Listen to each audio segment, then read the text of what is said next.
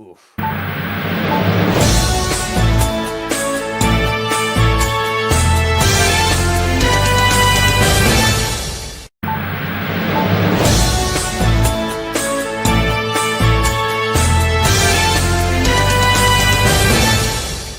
It's a late night. I forgot to turn off repeat on the intro. Happy Tuesday morning to you, Dave. Tony is playing Chaperone. Right now, he's probably at the Smithsonian or maybe doing a lap around the Lincoln Memorial. I think he's on a field trip with the young ones.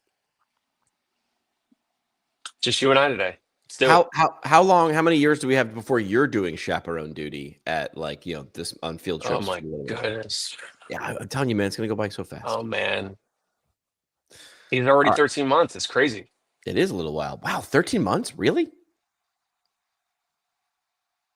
Well, here's a strategy you might want to make sure that you employ. I wanted to bring this in from the interwebs. Apparently, there's a TikTok trend called adult tummy time. It's a thing. And apparently it says, here's why physical therapists like it. I love how one person gets to speak for all of us. But they're talking about this is now a TikTok trend going on. And the idea is it's to combat tech neck, which I'm not sure how many tech neck. How many cases of tech neck are you seeing?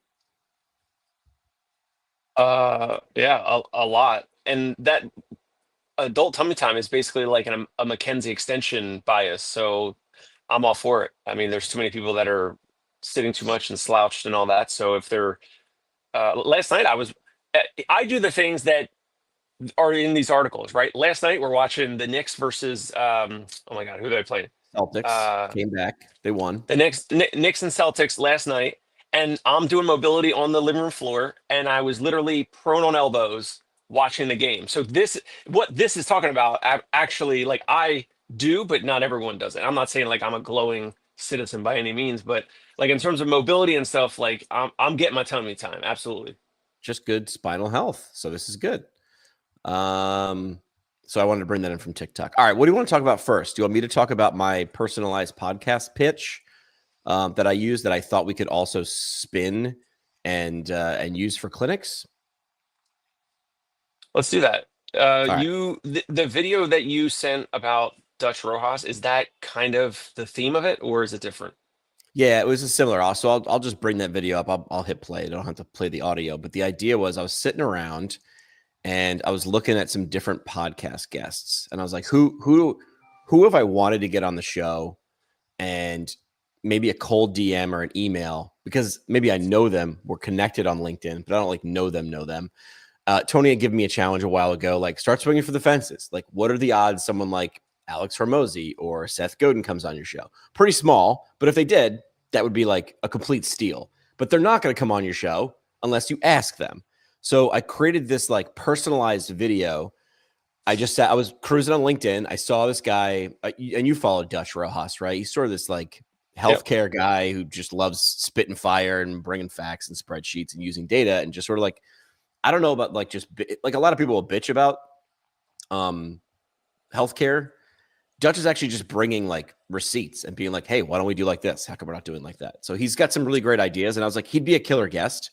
Maybe I'll DM him. And then I'm like, I'm not a creative writer. Well, I'll just use text to speech or I'll use AI, right? But I'm like, I don't know. That feels like everyone's going to do that. Here's something anybody could do that I felt more personal. So I sort of looked up a little bit about him. I wrote a little bit of an outline. I used an app to edit a video, and then I just talked into my phone. This is on one take. I was like, listen, you're great. I think you've got some really good views. I'd love to have you on our podcast. Let's go. I did share this publicly, though, because we're friends on LinkedIn, and LinkedIn's a place for business, and we're talking about the healthcare business. So I shared it publicly, and I was just like, listen, I'd love to have you on a podcast hosted by a former radio DJ. Oh, yeah, that's me. Let's do this. And the cool thing was, Dave included and a couple of other people chimed in. Oh, I'd see that. Oh, that'd be cool. So doing it in public allowed me to sort of say like, hey, look, I've got, a little bit of street cred. A couple people would love to hear you on the show. Would like to join? An hour or two later, actually under your comment, he dropped an email address. I fired that out and said, all right, let's book you on the show. And it worked. So that's cool if you have a podcast, but this show is like for people who own PT practices or healthcare practices. How could you use this? I don't think I would use it in public. Like, I don't think I would just like start posting on people's or sliding into people's DMs unless they were former patients. So I wanted to take the same tactic. And I was like, I don't know. What if you made like a 30-second video and just looked into the camera and said, how you been? Anything we can help with? Do you know anybody that, might need our services? Anything. Boom. Make it personal, and then slide that into an email or a DM if you follow them on socials. Is that too weird? I was just gonna ask. So we've done either automated or manual text messages or emails to reactivate previous patients. So we also will use things like the holiday cards, right? So like we'll send a holiday card and it'll be like my family and I on it. It won't be too like corporate-y. Those are reminders that we still exist, and if they have any aches or pains or whatever, like, hey, like you could contact us and reactivate, get an evaluation, continue treatment for a new thing, old thing, whatever it might be. So we've done your video that you're talking about to reach out to previous patients. You're talking about active reactivations.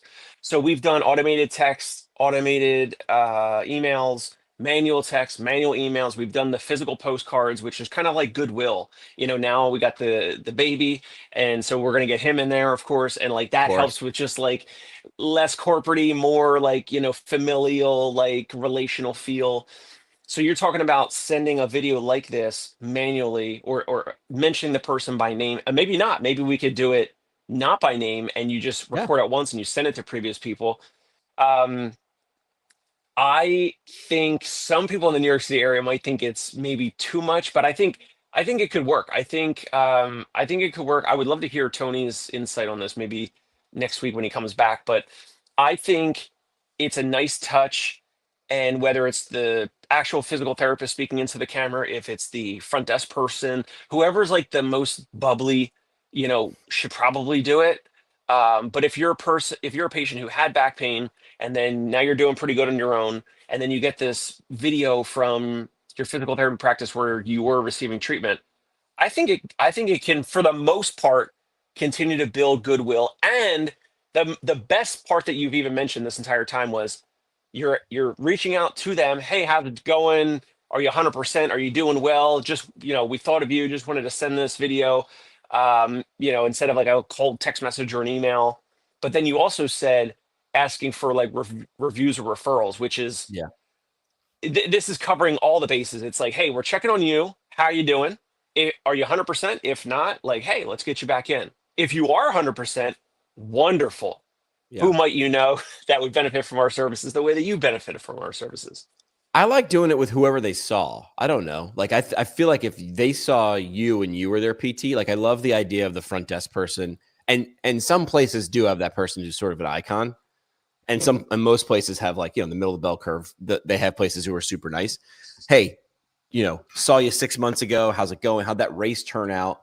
I mean, I was taught like the smart healthcare providers will put notes in, right, about favorite sports teams, kids field trips, things like that. The dog's name, the cat and dog's name.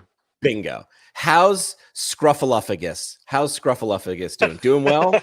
Doing good? Why don't you bring him by? I got a treat for him, I was thinking along the lines of, again, when Tony had sort of challenged me, I think it was a year ago. And the prompt from Tony a year ago, and this is podcast related, but I'm twisting it back to a practice. The podcast idea was take my top 20 guests that I could never get and build a website for each of them on my site and explain to the world who that person is, right, with a picture of them. And here's why I'd want them on my show, right? And then figure out how to reach that person 10 different ways. And then have that website be sort of like the call to action. Like, this is why I want you, not because you're famous, but because I think you could really bring some insight. And then one of the lines from Alex Hormozy, I don't know why it's resonating with me. Probably because I work in tech sales now or tech partnerships, which is like, if you're embarrassed about reaching out, like you're going to be hungry. Like if you're starting out on zero and you're not doing anything, some great advice from a former boss at a radio station. Again, it's applicable to pretty much anything if you have a business. I started at a radio station in Scranton and Wilkes-Barre, and the radio station was established, but my program director, Chris Lloyd, was like, here's what we have. We have no budget. None, not $1 for promotion. We have a vehicle that's wrapped with our logo on it. We can use as much gas as we want because we have a gas card, and we have a photocopier. We can make as many photocopies as we want with as many different colored papers we want. Flyers. So we made like, but of course we didn't. We made like funny Beastie Boys sabotage flavored flyers or whatever. Like we made up fake commercials or something like that. And then we're just like, we don't care. We're like, motion creates emotion. And I feel like picking up your phone and texting someone is a thing to do. I felt like that video for me, because it fits my personality. Tony, we talked about this in a previous episode. Tony's like, I'm not going to the Better Business Bureau and shaking hands for 2 hours. Not my jam. It's not his jam. Good. Don't do that. He doesn't need to do it anymore. Doesn't need to, but he did do other things. Like Tony's idea, and I keep seeing people pop up, where you accompany a patient to a follow-up video with their physician after that physician referred him to you. That's like Taylor Swift playing someone's wedding because they asked. Well, she's not doing it every day. Tony wasn't doing that for every patient, but doing it for a few could resonate for years. And I've seen people still, I've been caught in threads where people are like, I did that. And oh my God, it was amazing. So I think this whole theme would really be personalized touch. And how can you make it personalized in a mass text message sort of world? And I think that resonates. I think it's different. I think this is why bell bottoms come in and then they go out again because everyone's doing it. And when everyone's doing it, it gets old. Do the other thing. So I don't know. I feel like that's a way to separate yourself. The best way to truly separate yourself and to do things that don't scale would be to say things that, like, you're making a video per person, which it takes more effort. Right. It takes more effort for that video to be uploaded or to be sent or whatever. But if I'm going to send Jimmy McKay a video, I'm going to mention, I don't know, I'll mention podcasts. I'll mention, Jimmy, I know you're in a men's ice hockey league. You just posted a story the other day with like the cage, the mask on that you had, your helmet and mask. Like I would mention those things so that you knew it was not a canned message. Correct. You knew it was completely made for you, just like the video you made for Dutch Rojas. It was completely for him. Extremely well done. You hit on all the great points. Like he can't say no to come on, like right. And like I said to you and Tony and messaging. I sort of did it in public too. So now he's sort of like, all right, got to do it. Now I want to wow the hell out of him when he shows up. So he's like, okay, this was a good idea. And you will. Because then you got a friend for life. Here's something I was trying to figure out this morning. You're mentioning I posted a story. I was playing men's beer hockey last night. We lost, by the way. I know. And it was until like 1:00 in the morning. But we're talking about this personalization. I got a DM in LinkedIn from the Gains Gods, an Instagram account. Never heard of them. They made a comment on my post of my story. And it said, from the rink to the mic, passion, grit, and a dash of chaos, beer league hockey vibes and podcast wisdom coming at you.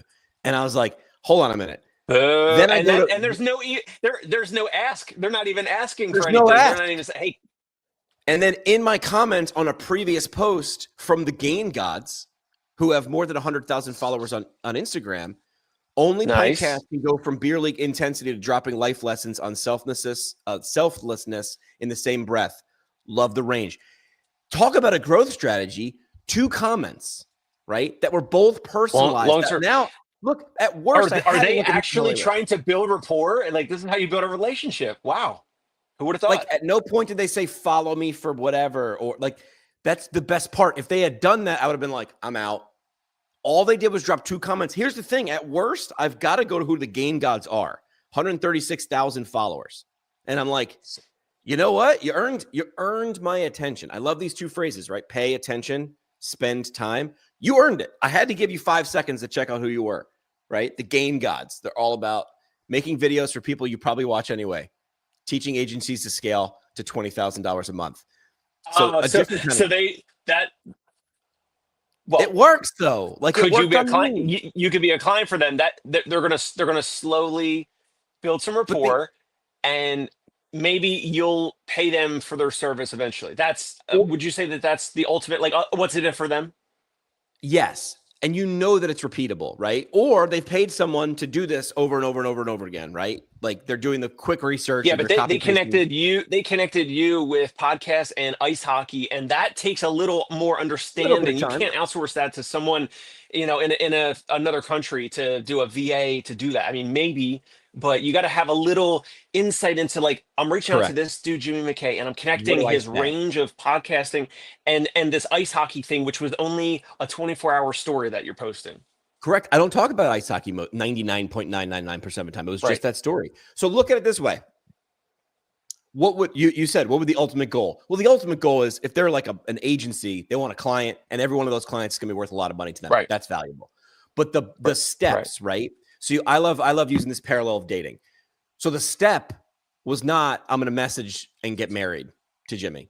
That's too big of a leap. Of course. No, Right? it's So the first one is I'm going to read it and go, who is this? This is a pickup line. A pickup line should be funny and intriguing and make you want to be like, okay, you got 8 seconds. I'm going to give you 8 more seconds. So you're line, leaning in. You clicked on the profile. You're leaning correct. Lean it. All right. Who are you? Let me. Okay. Who you got? So the pickup line leads to the first drink or the first 15 minutes. If that goes well, you should ask for, let's go get coffee or something low stakes, low investment from the other person, right? I clicked on their profile. Maybe I'll scroll and watch a few videos.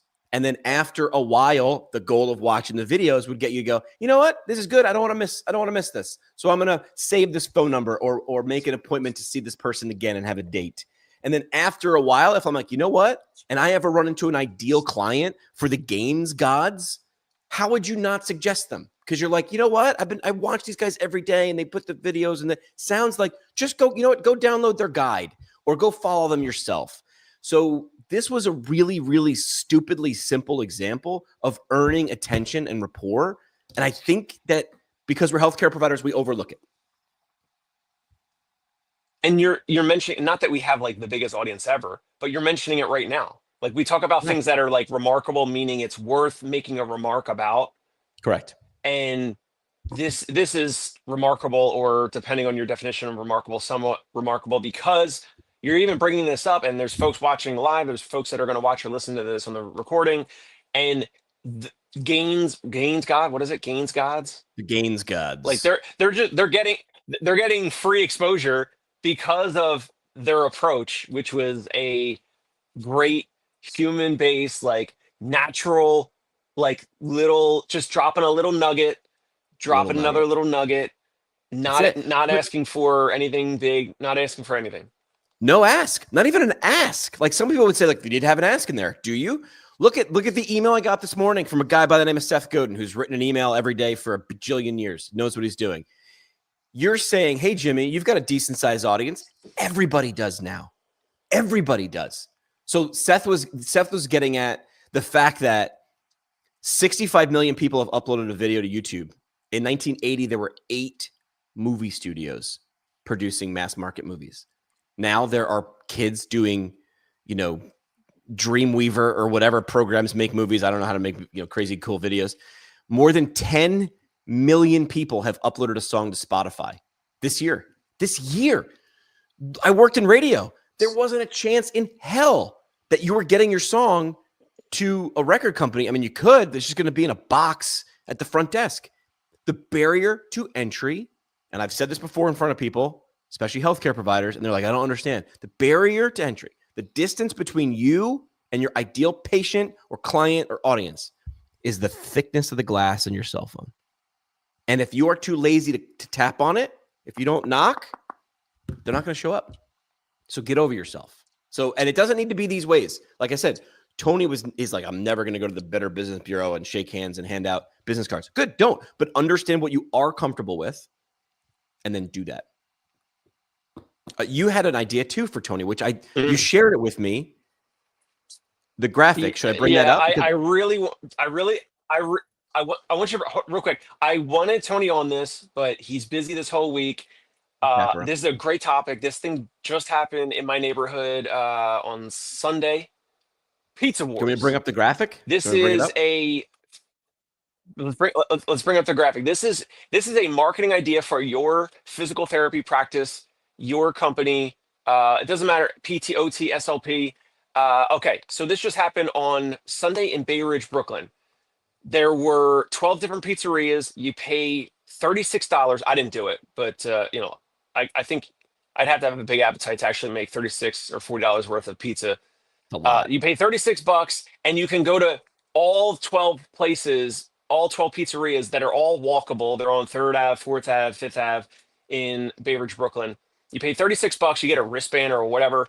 Um, you walk around, you eat pizza from any of these places, you get one plain slice from any of these places, and then you vote on who's the best pizza place. Also, a couple things because it was the 3rd of May.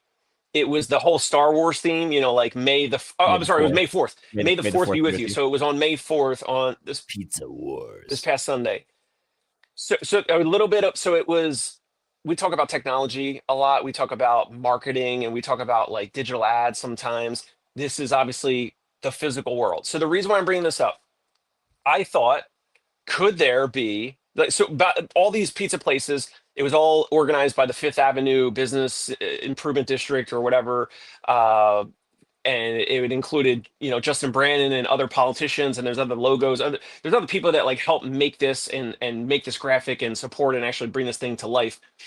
But I was thinking, could there be therapy wars? Could there be pain wars? Could there be health wars? Could there be something where we have patients walk around from, concierge pain relief. We don't have an office here in Bay Ridge, but there's Sarika Physical Therapy, there's Game Changer, there's one-on-one or JAG, there's professional PT, there's Spear now in the area, there's PT of the City, there's a place called TLC Physical Therapy, Millennium. I mean, there's at least 12 physical therapy places nearby. It's not going to have the same ring because pizza, you hear Pizza Wars and you understand it. It's like if Jimmy McKay and Tony Maritato were coming to Bay Ridge this past Sunday, we would have done Pizza Wars. It would have been like, you get to see all the places, we get to walk around, we would have had a great time.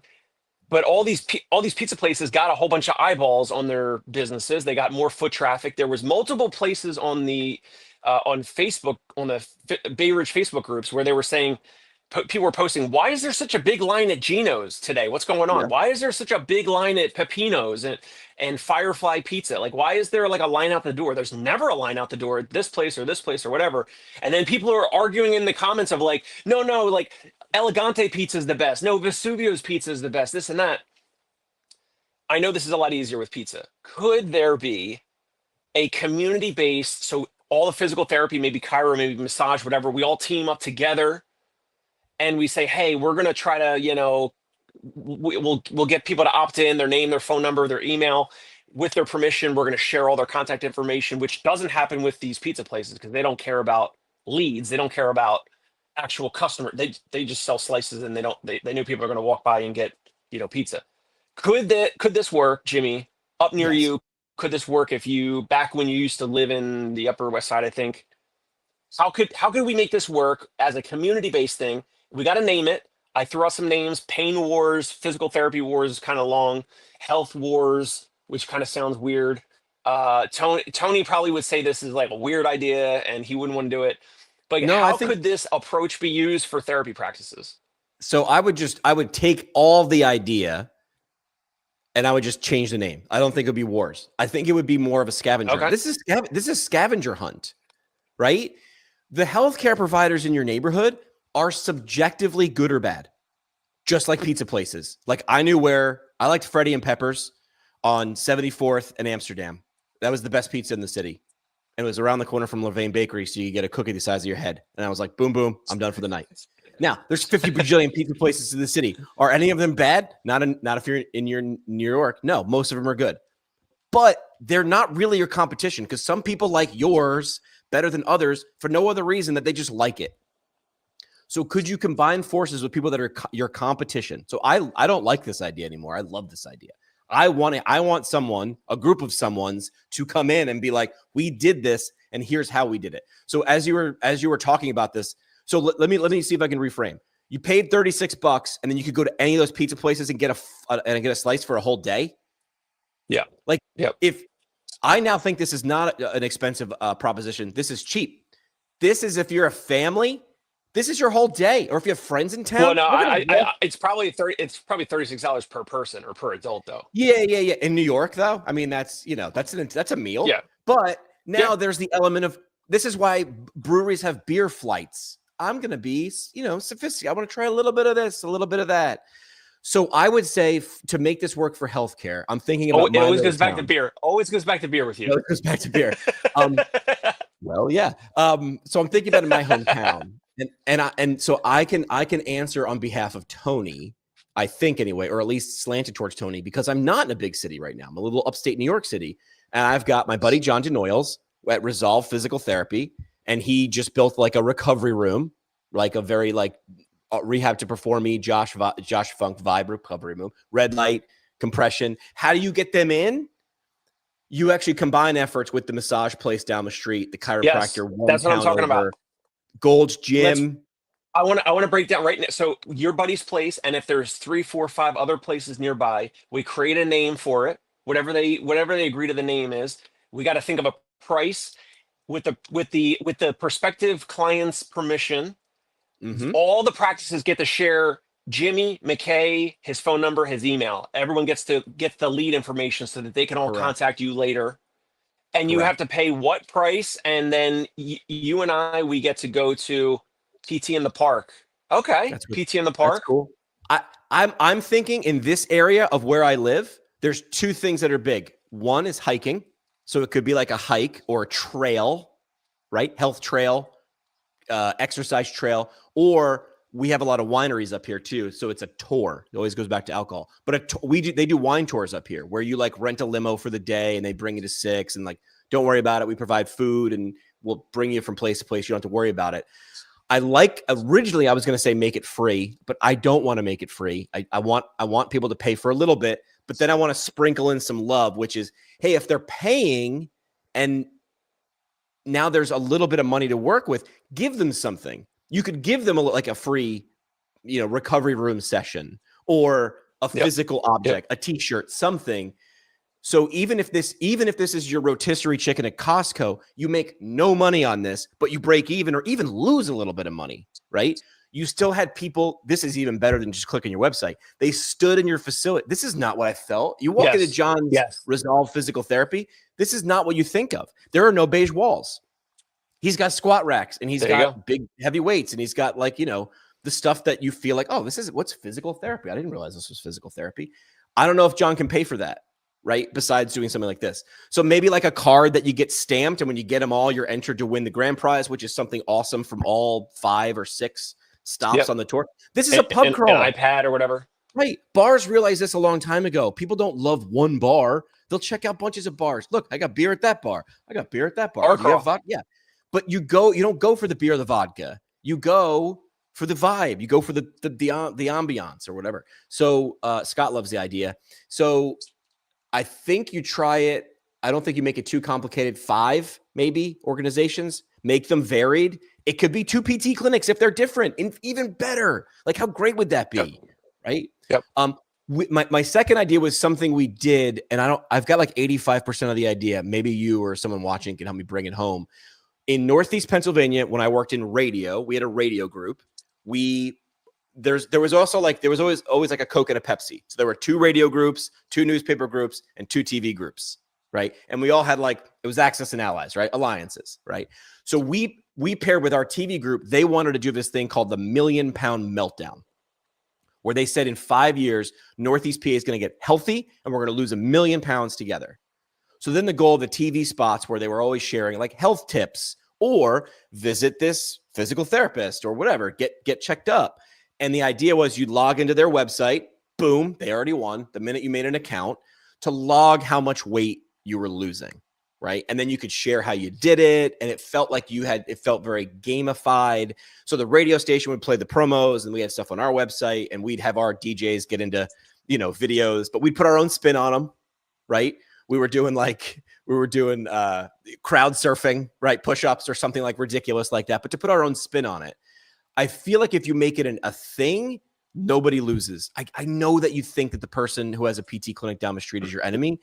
Dave just riffed off. Like you obviously know them and you know what they're Yep. good at and what Yep. they're not good at. And hopefully they know what you're good at Yep. and what you're not good at. So I don't think they're your enemy. I And think PC Wars is a great idea.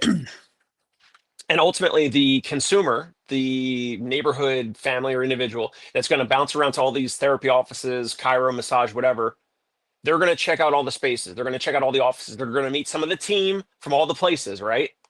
And guess what'll happen? Whoever is the best, that has the cleanest place, like the nice design, the welcoming people, the warm atmosphere, the best follow-ups on text and email and touching base and maybe sending them mailers or whatever. Whoever does all that the best wins that person and takes that resident and turns them into a patient client potentially for a couple months or a couple years or lifetime, because it's all about lifetime value and exchanging like the value exchange of their dollar for whatever they get. And whoever does all that the best can potentially win those new patients and clients in perpetuity, as long as they're great, as long as they have a valuable offering. I'm trying to think of the timing. Would you do it? Because where I am, like you're not walking around in a weekend. You can't. This needs to be like a week or two, like health week. So I'm glad you brought this up, and I was already thinking of timing. So obviously May is good because it's like spring. It's like it was nice out, but it could be rainy, it could be nice. It's not going to be good. It's not going to be crazy hot. It's not going to be very cold. I thought because they did the by the way, I don't know if I mentioned it. They were doing the Star Wars, like May the Fourth be with you, and they also said wear your Jedi robes and your Sith capes and wear your costumes for Star Wars, which I don't have any Star Wars costumes, but there were people doing that. So that made me think of what are the other things, and when are physical therapy practices the slowest? And this is not great timing. This is not always great timing because it's hot and because people are traveling, families are traveling, but physical therapy practices are the slowest in July and August, especially August. So what if you did Christmas in July? But then again, it's pros and cons, it's trade-offs, because there's some people that are traveling, there's some people that are away, or it's going to be crazy hot. It could be 92, 95 degrees here in Brooklyn in July. You could do Christmas in July. We bounce around to all these physical therapy practices. That's the scavenger hunt, whatever it is. You give gifts, you wear your Santa costumes, you wear your, elf costumes, whatever, but it's going to be hot. So you're probably not going to want to. I would just throw that out as a potential reason to have it. But then, ideally it would probably be better for like September or something. I don't know. Well, let's change what I was asking. So this was one day and you were saying this was one neighborhood. So the whole thing was walkable, right? So what I'm asking is like, would you do this if you were going to do the health trail, the town of Montgomery or the Orange County health trail? Ooh, maybe expand it a little bit bigger where I am, make it countywide, because then you could get things like batting cages or facilities like that, CrossFit, whatever. Another angle. There's an Instagram account I think called Battle Bus. This dude just drives around to parking lots outside gyms or like at 5Ks, and he's got a pull-up bar mounted in the back, like socket of his van, and he just takes videos of people doing pull-ups, and that's his whole Instagram account, because some people do a lot and some people don't, whatever. Like, I like that angle of making it a challenge. So there needs to be a challenge at each thing. You need to have, it's almost like when you go to like a lake at like a public park and they've got that whole loop around the lake, and every couple hundred yards there's like an exercise station. Be the station. What am I coming here for? It's not to check out your space. No one wants to check out your PT clinic. They want a purpose for them. So my question, my next question, going back to when, would you do this over a weekend? Would you do this over a week? Would this be month wide? Because if it's too long, I feel like it's too ambiguous. If it's too short, the window might open and close too fast. Or do you do it once a month, the first Tuesday? I don't know. Maybe a weekend, maybe Saturday, Sunday, maybe Friday through Sunday. I don't know. Yeah, the thing with the different places and little mini challenges. Golf driving range is one that you could objectively see, like, can I hit it a certain distance? A batting cage, you could just set up like a short temporary wall, and like you just got to hit it over the wall. If you're at a physical therapy office, I think it's a little bit more challenging. I don't know. Do you do something like boring, like planks? Like how long can you hold a plank, or can you hold a plank for a minute or something? So or what about choose your own adventure? I think I talked about the combine idea, where like if you wanted to treat volleyball players, create 5 objective tests that volleyball players should be good at, and then test them and then chart them and then rank them and make it like a combine. So maybe it could be like you walk in like, who are you? I'm a swimmer. All right. So it's going to be something overhead, right? Or I'm a runner. All right. It's going to be in dirt, whatever. How fast can you run a trail? I don't know. This is where you have to be creative and actually think from their point of view, because this is hard. What's too easy and too cheesy? Don't do that. What's too impossible? I'm never even going to start. Don't do that. You got to find that Goldilocks, that middle. Yeah. I love it.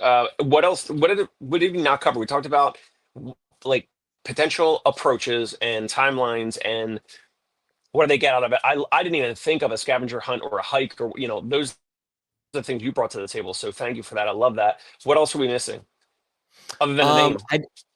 The name. Yeah. I mean, personalize it to your area. This is where like being location based, like Orange County Health Tour or something like that, that where I think is being good because it feels like it's local. My former professor in Pete scavenger hunt, health hunt. Yeah, this is personal though. Scavenger hunts, I don't like them. I like challenges. Like, you know what I mean? Challenge? Like, I'd rather go on a challenge than a hunt. Like, because I know it's cheesy, and when you do it at conferences, like, go get your badge stamped and everything. I don't get any. I'm like, I'm out. I'm not playing your silly game. But if it was like when I was at conference with Blaze Pods and they had a dry erase board and we were doing the same, everybody was doing the same Blaze Pods challenge, and I wanted to see if I could beat the score, I did that. Like, because that was I felt like I had effort versus just show up and get your badge stamped. I'm like, no, I don't like that. That's corny. But I get the reason why. But that's what I mean about being a little lazy. Well, it's a scavenger hunt. Just come stop in our office and get your badge stamped. No, you got to give me a reason to get there. And getting my badge stamped helps you, not me. So, but yeah, if I want to try out your new Normatec boots, or I want to try out your new Blaze Pods, you're a baseball player. Oh, look, it's May. Check out your reaction time. We've got our Blaze Pod wall. Come and see where you stack up against everybody in Orange County. Like, that is different. I might just be like, I'll try that. I want to see where do I stack up. I'll give you one more twist. I was like kid swim coach in PT school because one of my professors was like tied to the swim team.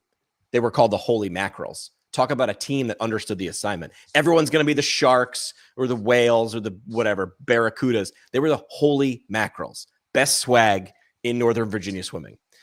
To do a fundraiser, she would do probably a 2-hour window, amazing race challenge. So now it's not a scavenger hunt. She would sit at the final destination, which was the pool, right? And then all the teams, she'd have all their phone numbers on ready to go, and she'd text the clues out to them.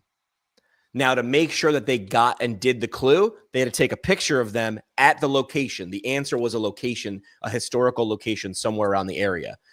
So they would submit their answer. They would drive to that location and do it. There were challenges along the way, like video yourself shooting 3 free throws in a row, and we'll take off 5 minutes of your time.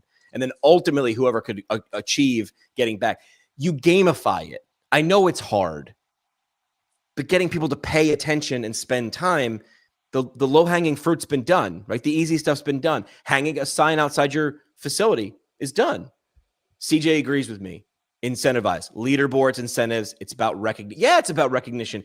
Dude, we're big, dumb animals. We like to see where we are. As kids, you watch kids run 100 yards and look at each other. Based off of what CJ just said, and you were just saying a minute or two ago about you like to do the challenge instead of the badge scanning, I agree. I'm the same way. What percentage of the population is that way? You and I'm very competitive.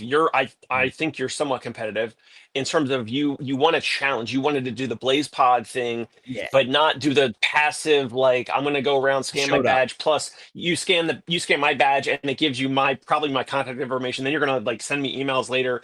So yeah, it's a participation trophy. I just showed up, whatever. What percentage of the population, and maybe a therapy practice doing this approach, that's who they're looking for. They're looking for active individuals, not passive patients and clients. Listen, if you aren't here to do the 60-second squat challenge, you're going to hate PT. And I'm not going to spend my time on you. I'm not going to spend my time convincing you to like the thing that I'm really good at. Look what Pizza Wars did. We're big weirdos. We're dressing up like Wookiees and eating pizza.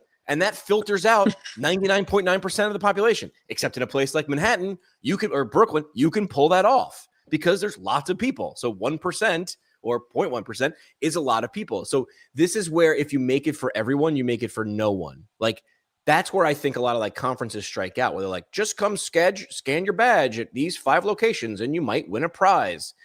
When I see everybody zigging, I zag. I think a lot of people are like I get what you're doing. It's cool, but I'm not into it because it doesn't feel like it's real. It's fake.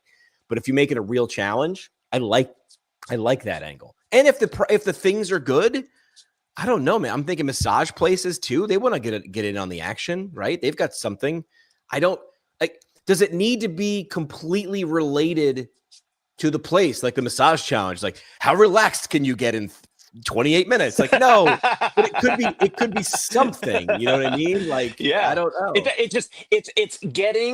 It's finding the ideal client or customer in your neighborhood to come step foot into your place. That's the whole point. Then after that, it's up to you. Correct. But you have to meet that threshold.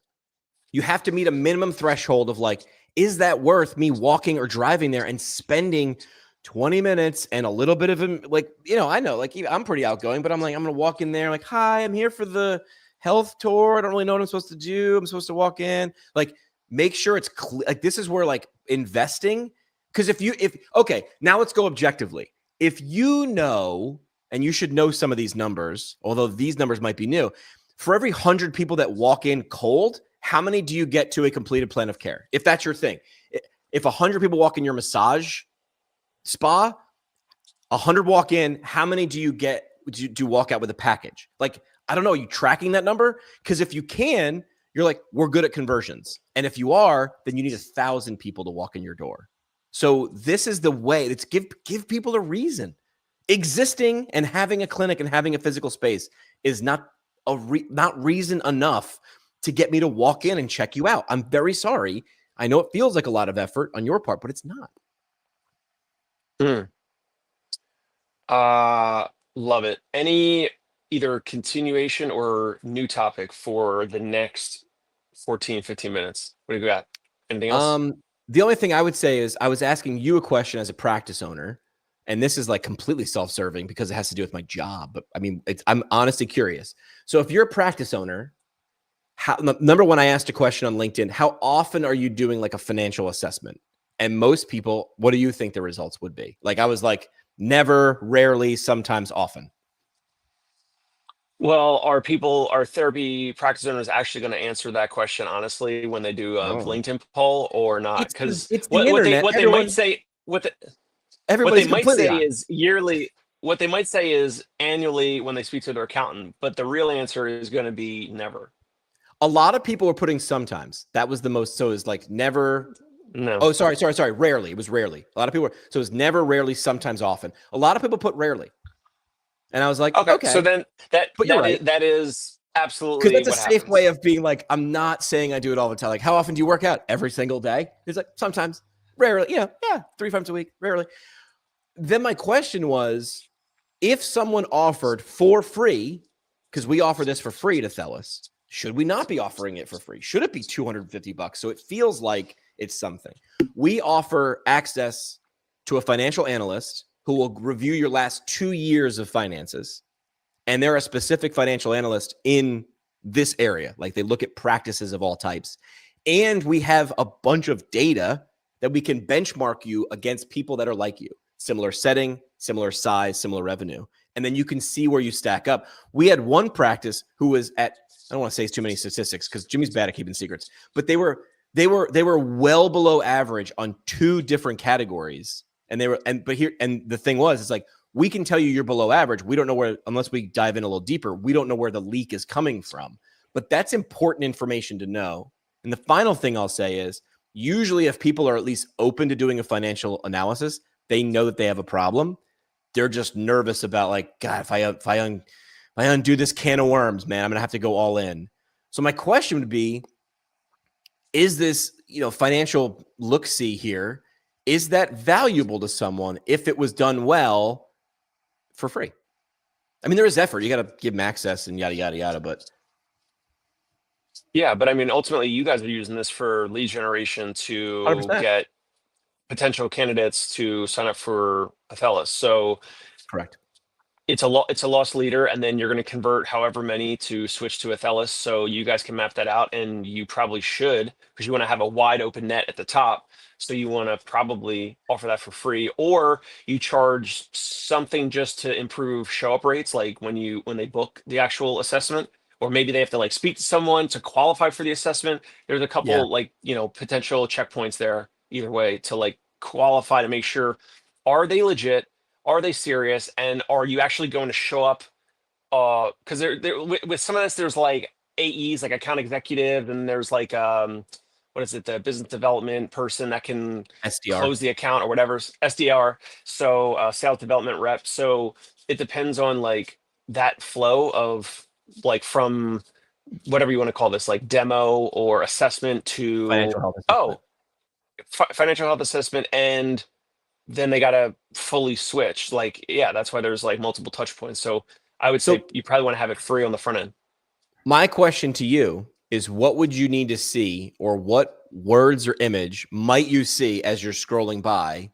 Or if you're at a conference and you never met me, but I was like, yeah, we do this for practices where we just bust. This is bar rescue. Like the line in bar rescue is, this bar has agreed to, open their doors and bust open their books. It's like, we need to see the insides if you want success.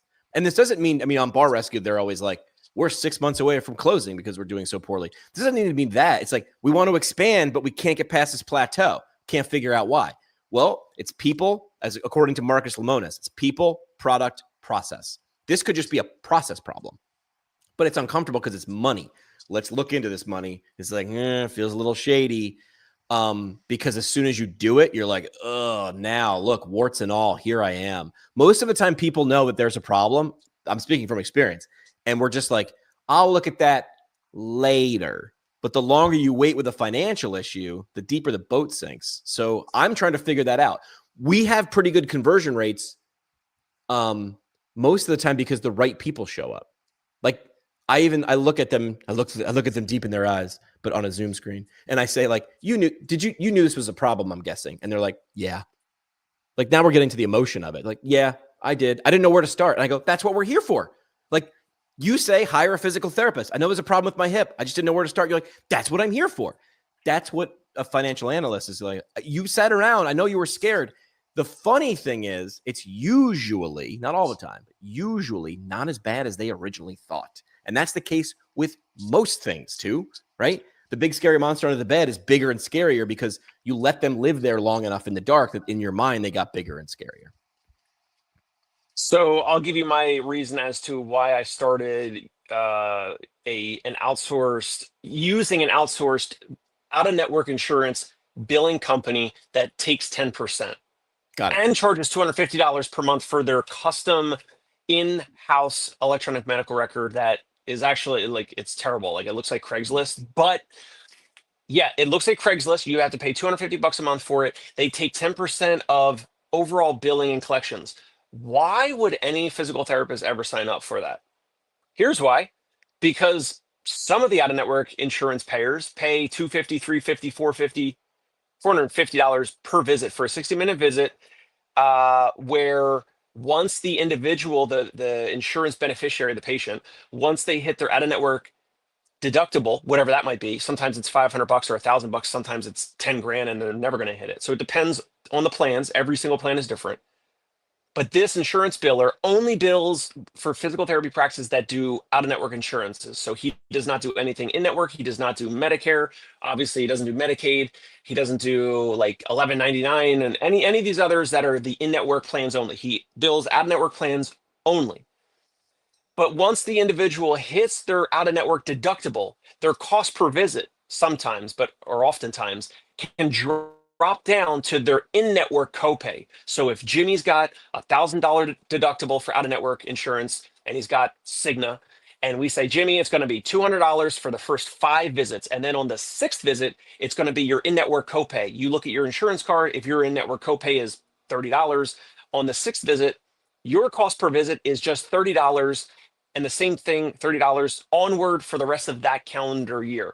So once they hit the out-of-network deductible, then they can actually, in terms of cost and accessibility, your cost per visit is going to be the same as if you were going down the street to the mill that is treating 3, 4, 5 patients per hour at that busy office that you said you didn't like. So that's why we switched. I heard from friends and colleagues that were using this billing company, telling me exactly that. They're like, this company, McKinsey, Google patients that work at Google and LinkedIn, all these bigger companies, it pays well, it pays 200 something bucks per visit, whatever. And I heard all this, and that's why I started using them. Like I didn't switch. Now you're speaking with practice owners that are going to switch from WebPT or some other, EMR to Athelis potentially. Those are the things that did it for me. It was like, when I had friends and colleagues where I knew they're showing me like EOBs, or they're showing me like, here's exactly what some of these plans can pay, Right. which is more than what some cash pay, self-pay practice owners can charge in most major metros, out of pocket, like truly out of pocket. Does that make sense? Like why that was so appealing? Mm-hmm. Yeah. Just to be clear, you don't have to switch EMRs with what we do. So we're just doing purely finances, and we have some people who just come for the financial. Oh, my health. bad. My bad. I thought Athelis was an EMR as well. We have one. You don't have to use it. It's like Apple. You have an iPhone doesn't mean you have to have a MacBook. You can. You don't have to. What if I sign up for Athelis or someone else sign up for it? You just take a percentage of the savings, or what? Percentage of what you get back from insurance.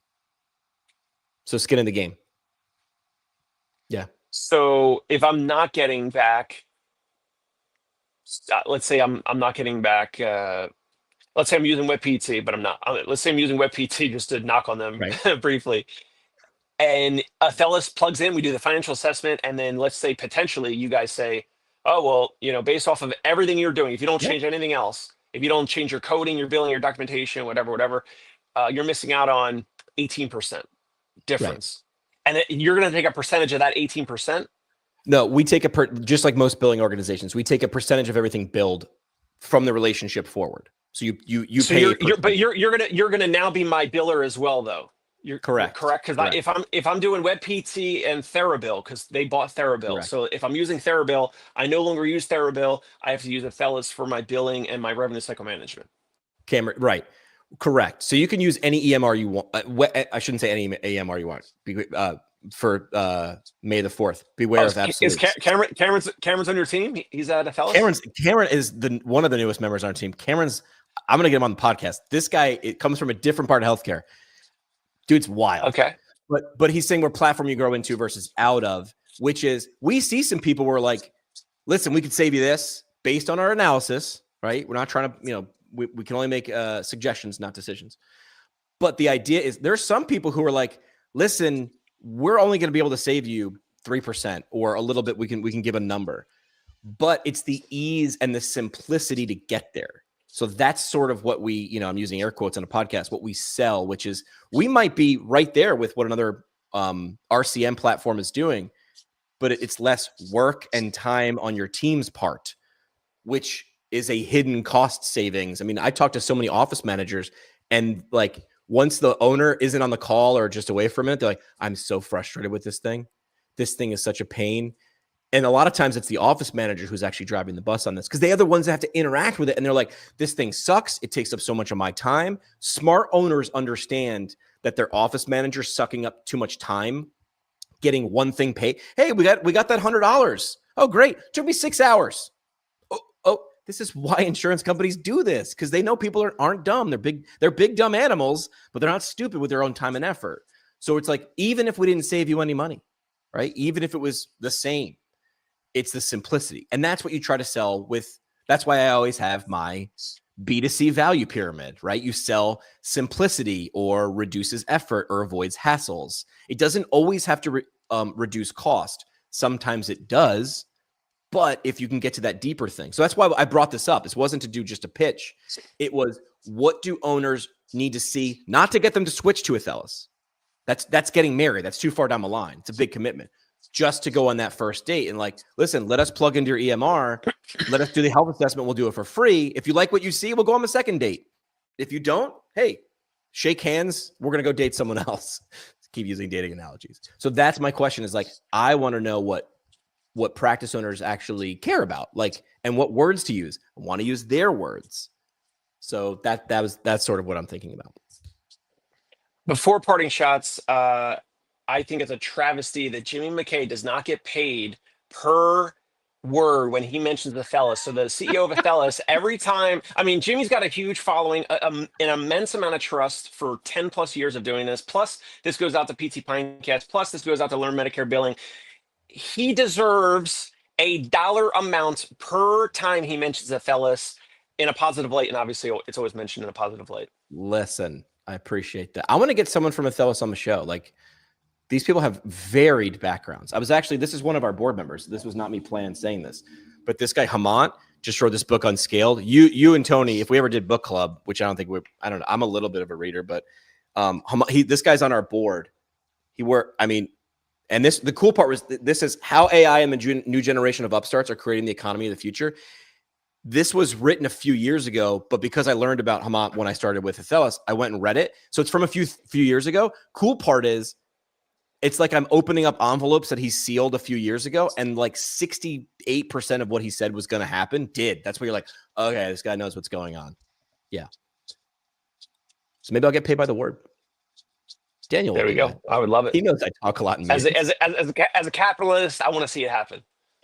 All right, let's do parting shots. We'll go parting shot. Going back to the pizza wars, just that's the way my brain thinks, is like how could we do a new promotion? How could we do something, new marketing, new approach to getting in front of more patients and clients and consumers and nearby residents?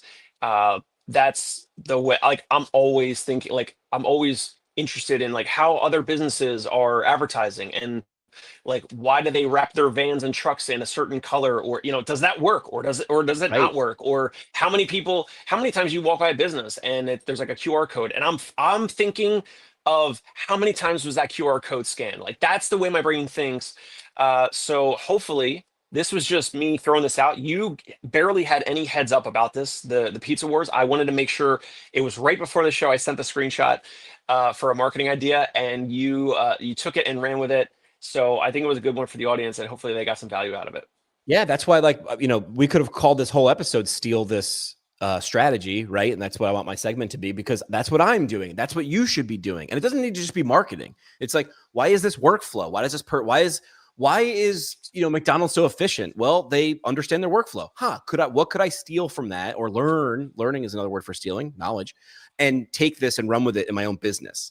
Now, here's the hard part too, is this is where Tony might chime in and say, if you're treating 60% of the time and you're a business owner 40% of the time, you're doing neither of those things 100% of the time. And that's when things get hard. But smart people would understand to delegate. And I forget who is just doing this. I think it was Will Humphreys. He said, don't just delegate tasks, delegate authority to make those decisions. Quick example, Zappos is the Amazon of shoes online. The CEO of Zappos years ago realized that all of his employees were coming to him because the procedure was, if someone needed a refund, he had to approve it.